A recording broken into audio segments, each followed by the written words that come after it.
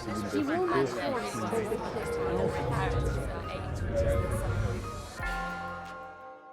shall start with our second research conversation for today. We're hanging around about the 11th, 12th century, which is obviously a really good century. The 12th is the best. Thank you. But we are moving quite a long way west, all the way to Sicily, and Professor Jeremy Johns will be talking to, who is the Professor of Islamic Art and Archaeology, again for many years in this university, and the director of the Khalili Research Centre, and he'll be talking about his research with Dr Arezou Azad. You're supposed to introduce me, I think, but I didn't know about that. Okay. I didn't introduce Zainab when I did. Before. We haven't rehearsed this. Why don't I just start and then we'll do what we said. This project began 40 years ago in 1979 when the Leverhulme Trust gave me a grant to go and study the Arabic documents of Norman Sicily. I couldn't finish the project because I didn't know enough Arabic, and I didn't have enough friends, and I wasn't married to someone who knew Arabic, and the relevance of that will become apparent in a minute. This project began on the 1st of October 2018, last year, so we're 1 year in to a 5-year European Research Council funded project. And if you turn to the front of your handouts, that one, you will see all of the people involved in one way or another in the project. A little bit of background, perhaps, to begin with. The top of that page gives you the title of the project, Documenting Multiculturalism. That's the catchy title. The most important thing to get any grant is to have a catchy title. If you've got a catchy title, you've got the money, and the rest of the proposal is totally irrelevant. The boring bit after that was subtitled Coexistence, Law and Multiculturalism in the Administrative and Legal Documents of Norman and Hohenstaufen, Sicily, circa 1060 to 1266. You can see why people lose all interest halfway through a title like that. But that tells you what it's actually about. 1035, William the Conqueror becomes Duke of Normandy. 1035, the first sons of one of his Norman barons. He has 13 sons, and he's called Tancred. Sons 2, 3, and 4 cross the Alps and go into Sicily, and that begins the Norman takeover of South Italy and eventually Sicily. 1066, Battle of Hastings. We are 5 years into the Norman conquest of the island of Sicily, and this project is very much focused on the island and not the mainland of Sicily. 1091, the end of the conquest of Sicily, and from then on until the end of the 12th century, the island is ruled by Norman rulers from one family, the same descendants of Tancred de Hauteville back in 1035, so that the island of Sicily is ruled by a tiny Latin elite, a minority demographically. They're newcomers. When they arrive in the island, no one except a few slaves speak Latin. There's no Christianity. There's no Latin culture, whatever that means. The majority of the population are Muslims, I think throughout the 12th century, down until 1190. Particularly in the west and the south of the island. In the east of the island, though, the northeast, Messina and the hinterland of Messina, the majority of the population are Greek Christians who are there when the Normans arrive. There's a minority community of Arabic-speaking Jews scattered around, mostly in the towns of the island.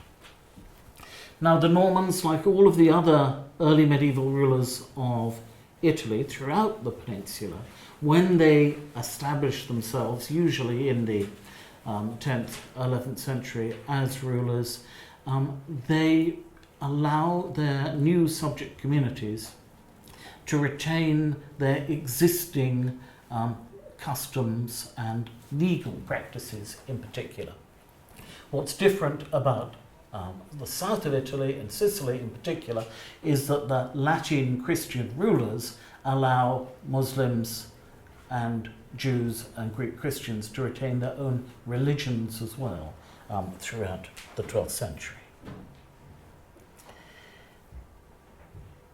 Now, one of the things that the project tries to look at, this is the law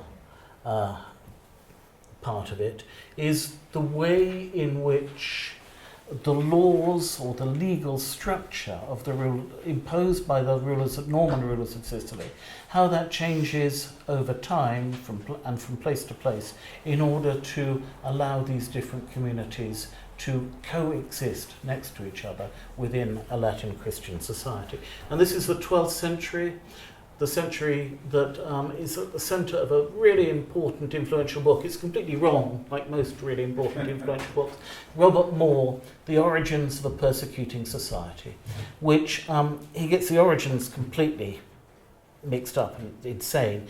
But this idea that Western medieval society has something in it that makes it almost incapable of tolerating communities of non-Latin Christians within its centre, and instead tries to persecute them. So the Norman experience in this period is it's not unique, but it's very nearly unique. No other society on mainland Western Europe permits the inclusion of Muslims, Jews, Greek Christians in the sort of numbers that happens in Norman Sicily throughout the 12th century. And that's obviously what we're trying to get at, the legal foundations of that. And the best way of doing that is by looking at the documents themselves. If you turn to the second page of the handout at the top, the three boxes right at the top, you'll see that about 1,000 documents survive, 150 or so in Arabic and Judeo-Arabic, 350 in Greek, 500 in Latin. That's for the whole period from 1060 to 1266. Latin documents increase in number dramatically after the middle of the 12th century. So at the beginning of the 12th century, there are almost no Latin documents. Most of the documents are Greek and a few are Arabic. Let's just try to get those numbers in context a bit. Medieval historians guess that about 5% of the total number of documents that were issued survive. So 95% have been lost. So we'd be talking about 20,000 documents from Sicily. But that's completely misleading because all of these documents, all of these 1,000 documents come from ecclesiastical archives. Nothing comes from a baronial archive, nothing comes from the royal archive. So we've probably got, I don't know, a quarter. That 20,000 is going to be perhaps, working on that sort of calculation, a quarter. So we're talking about 80,000 documents. But even that isn't accurate because the Arabic corpus, one of the reasons it's so small is that although the Muslims were the majority, demographic majority throughout most of the period we're talking about, what survives are the documents that end up in ecclesiastical archives. They're documents that deal with relations between Muslims and Christians, whereas the majority of Arabic documents must have been between Muslims and Muslims. And so that's not 5%. That's probably, I don't know, 0.2, 0.1%, a tiny, tiny fraction of what was there. A couple of premises before I go through this terrifying flowchart table here.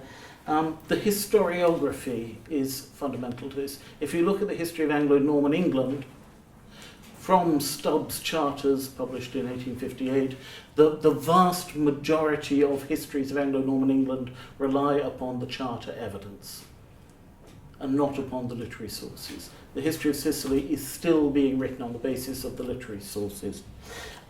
And one of our objects is to change that. Because they're written in all these different languages, no single living person has read all of them.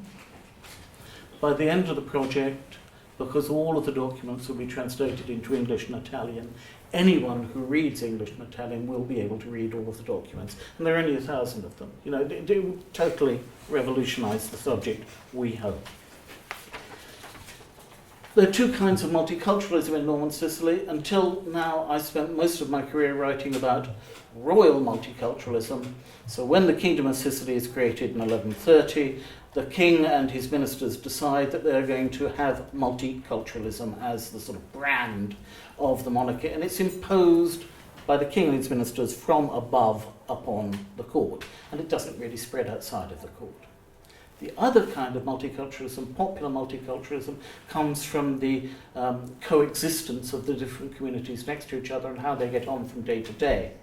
And it's that you find in the documents. You can't find that in the mosaics or the painted ceilings or the literary culture of the island. And the final introductory point, these documents are virtually the only written source that we have for that interaction between the different communities.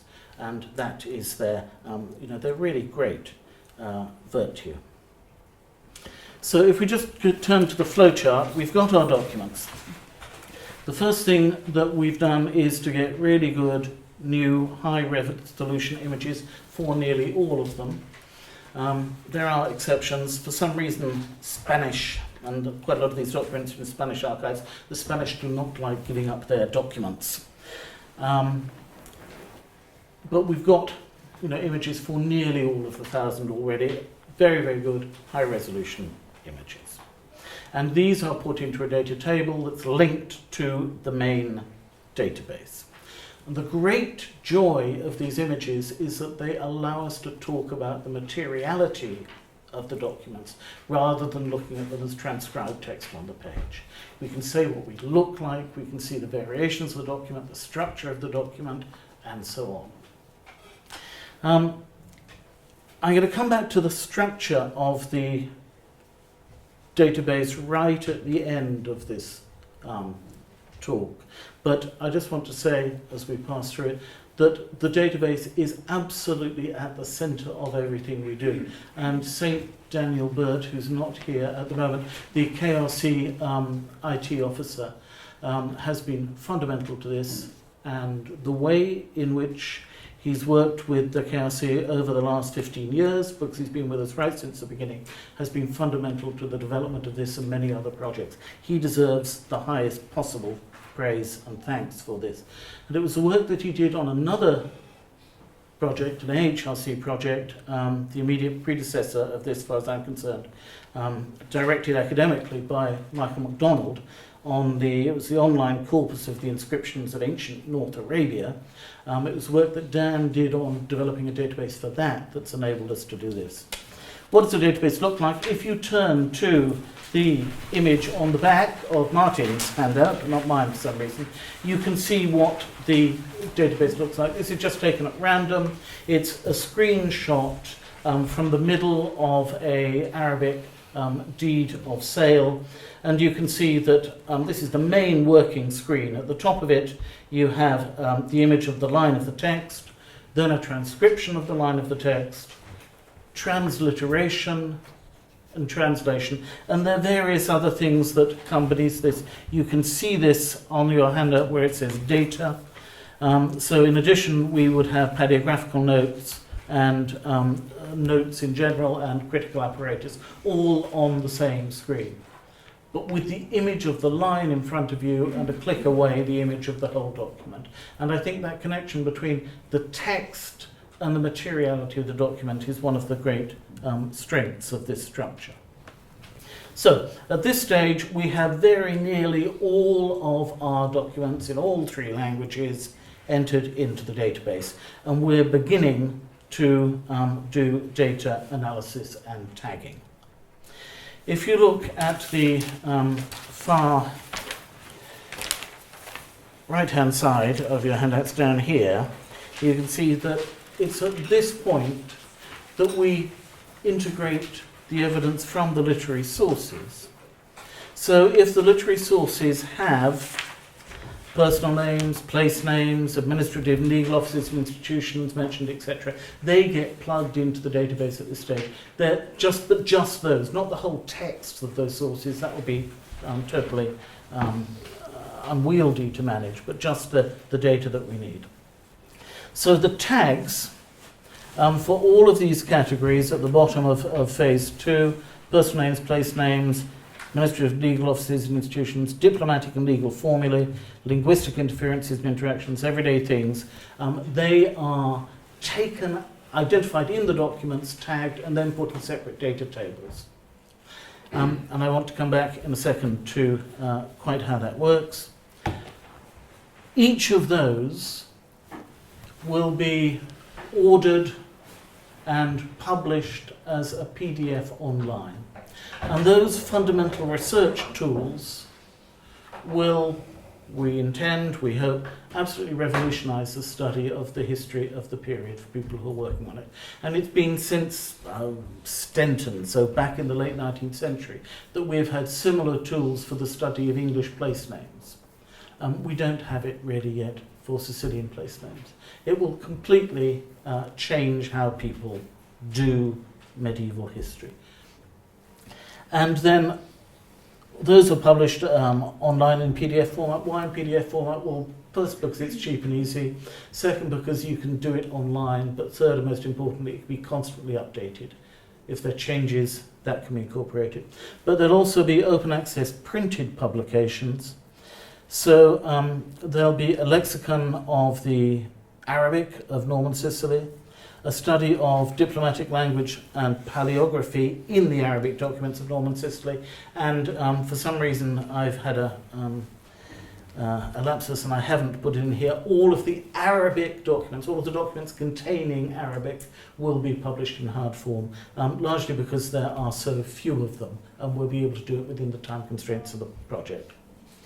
We'll all get together, Arabs, Greeks and Latins will get together to write a book on the legal foundations of coexistence in Norman and Hohenstaufen, Sicily, how these legal foundations change from place to place and from time to time. And my Sicilian collaborators are legal historians, and we'll have a final conference in which we ask whether Norman Sicily is different from elsewhere around the Mediterranean.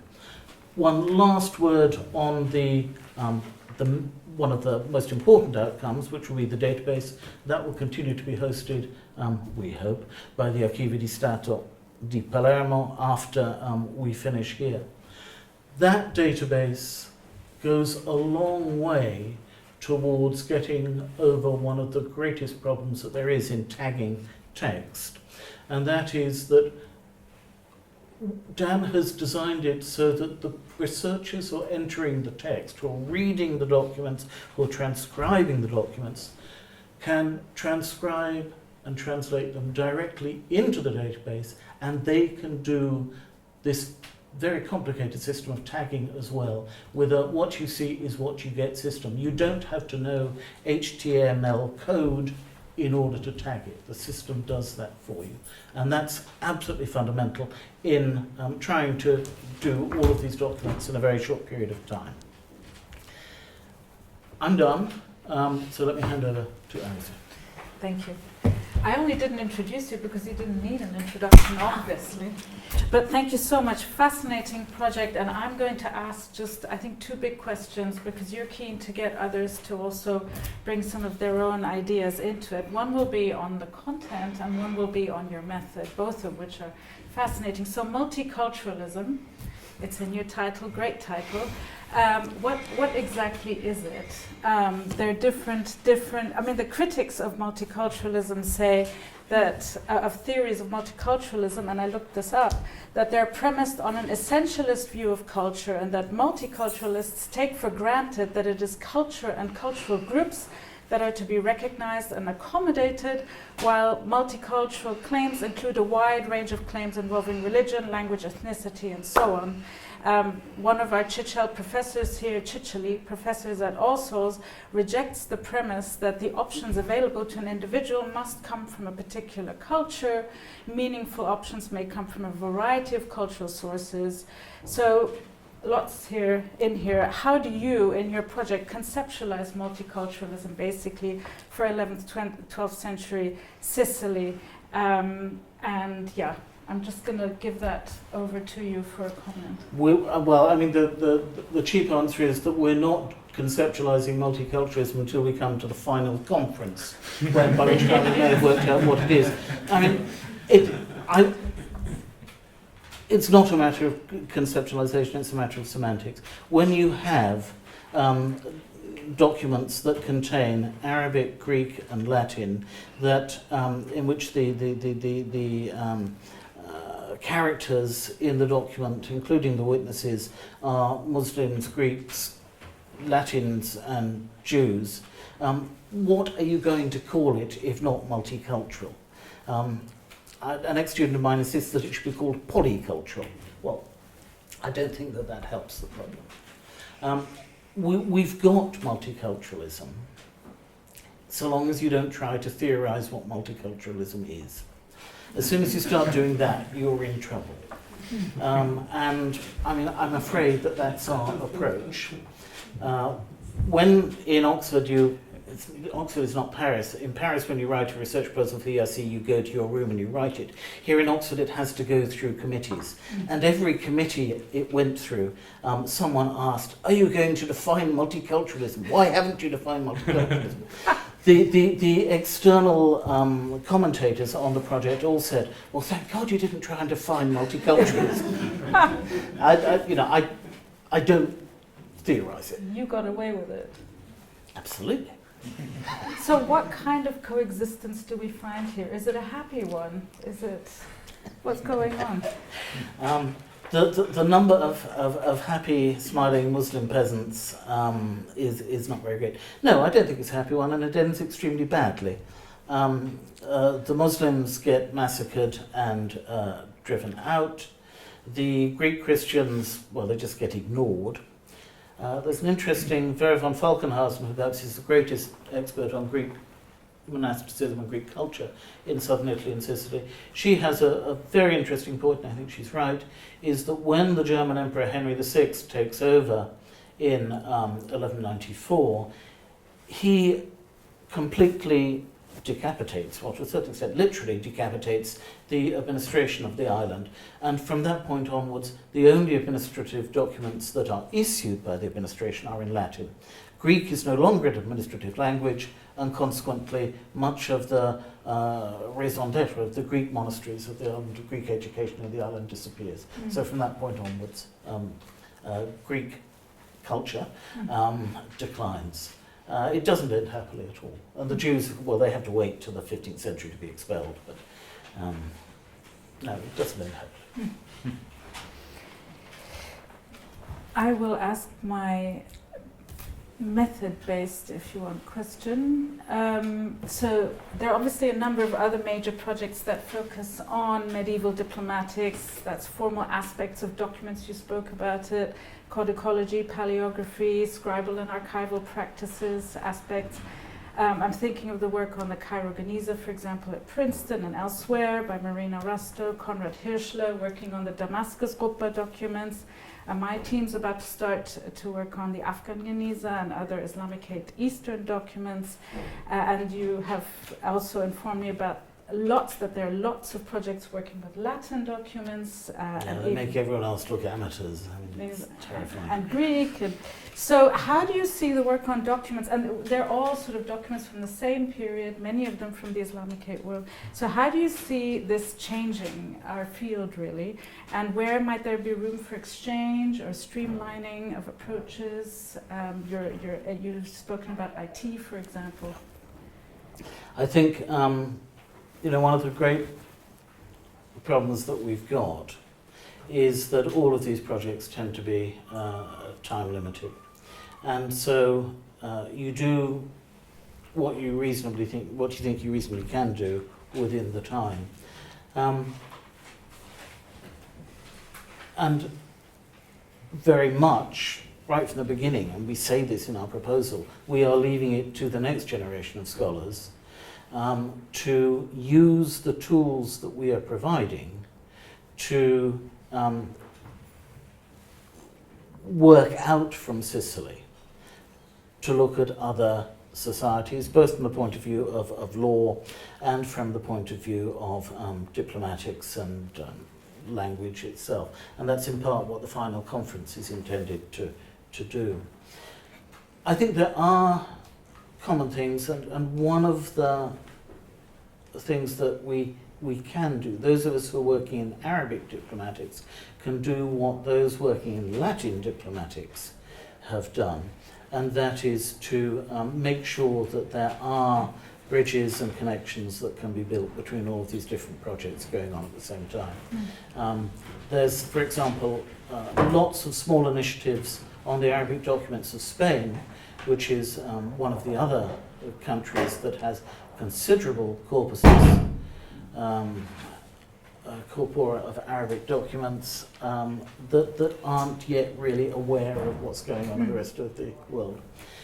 We've worked closely with the Geniza, largely because the Royal Arabic documents of Norman Sicily draw upon the Fatimid archive. Marina's work on the Fatimid archive is essential to this. But there are other things that we haven't begun to do. We've made no systematic attempt. And my Latinist colleagues in Palermo aren't really interested in great Latinist documents like the Scottish Charters database. From Sicily, that seems an awfully long way away, but there's tremendous potential there for building on it in the future. Can I open it up to questions? It is now You have 1 2 minute. o'clock. Yes. David. Did the Normans take anything from their experience in Sicily when they started running Crusader kingdoms in the Middle East? In your last conference, will you be kind of comparing, what Tancred and Co are doing in different places? Yes, How they handle these different populations? The answer is yes and no. There are, of course, closer connections with the Principality of Antioch, which is the same family, basically, who are doing the things. But with a few notable exceptions, most of the Crusader states have essentially the same attitude towards incorporating their Muslim and Greek population. Kill as few of them as you possibly can. Don't ethnically cleanse until you've got enough Latin migrants in there, and do what you can to incorporate them under their own customs and laws. So to that extent, there's quite a lot to be said. And you can say, the same about many other Christian societies around the Mediterranean.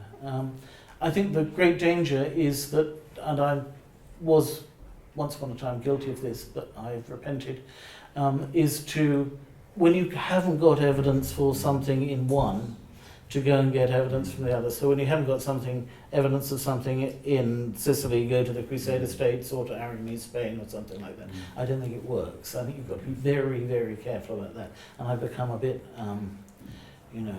proselytizing about not doing that. I think that's a mistake. That It's a shame down. I like it from the other end. I mean, it sort of relates to the same question, but again from a slightly different angle. If they were more multicultural in Sicily than anywhere else, or most other places, did anybody notice at the time? Oh, yes. And did anybody decide I'd go and live in Sicily because they're really nice people? Right, who notices at the time? As you'd imagine, the Pope notices, and he's not very happy about it. There's quite a lot of grumble about that. And opponents of the kings of Sicily, so it's particularly the German emperors who have a claim upon southern Italy, they notice it a lot, and their chroniclers say, they are tyrants, just like the old tyrants of Syracuse, because there's a big topos, the Rex Tyrannus of Roger II. Do people say this is a really nice place who's come to? Well, academics, you get quite a lot of academics going there for the obvious reasons. The wine is good. And the other people who notice is the poor old population of North Africa, who in the 11th century suffered major incursions from coming in from Egypt that broke up traditional the traditional bonds of rural societies, let's say. And then in the 12th century, the coastal cities that are the main commercial heart of North Africa are conquered by the Normans. And that makes life in North Africa pretty horrible at the time. And you get, quite large scale, it would seem, immigration from North Africa coming to Sicily, where they, rather than being North African, they will commend themselves into feudal service, particularly of Greek monasteries in Sicily, because it's better being in service to a Greek abbot in Sicily than it is to be in North Africa. I think we better stop, but only after saying thank you very much. Thank you. Thank you.